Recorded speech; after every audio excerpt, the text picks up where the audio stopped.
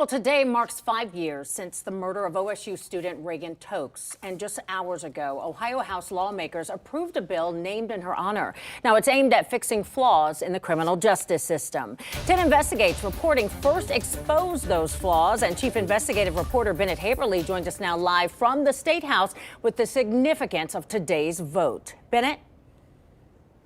Oh, Yolanda, this bill would add layers of protection to how the state monitors ex-prisoners once they're released. And that was a point of our reporting.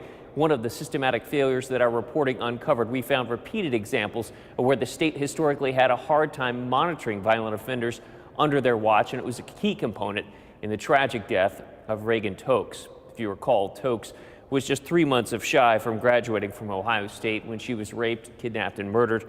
Her killer, Brian Goldsby, had been released from prison just months prior to that. Because he was a sex offender, no halfway house would accept him, so he was released homeless and assigned a GPS ankle monitor. But that monitor had no restrictions, no guardrails that would restrict his movements, and no one tracked his whereabouts closely. As a result, he was able to commit a string of robberies in the German Village area, all while wearing this GPS monitor. 10 Investigates uncovered other examples alongside this and pointed out to lawmakers that Reagan's death was not a one-off, that there were other women killed at the hands of men under the watch of the state's parole authority. And while a portion of the Reagan Tokes Act already became law back in 2018 dealing with criminal sentencing, the other portion, this portion that deals with beefing up GPS monitoring and reducing parole officer caseloads, well, that has languished here in the Ohio General Assembly. Well, today, the full Ohio House voted 89 votes to pass House Bill 166. Afterwards, we talked to the bill's sponsor, Kristen Boggs.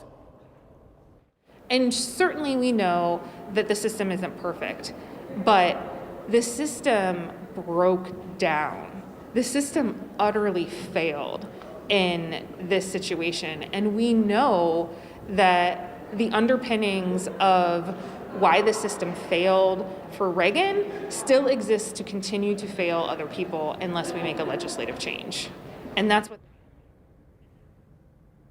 And this bill now moves on to the Senate for consideration. Boggs says she is optimistic, and this is something that's certainly been our consideration. Governor DeWine had paneled a working group to study the issues, study the problems within the adult parole authority as well. I did reach out to Reagan Tokes' family this afternoon. Her mother, Lisa, told me that they were closely watching today's vote. Reporting live from inside the State House, Bennett Haberly, 10 TV News.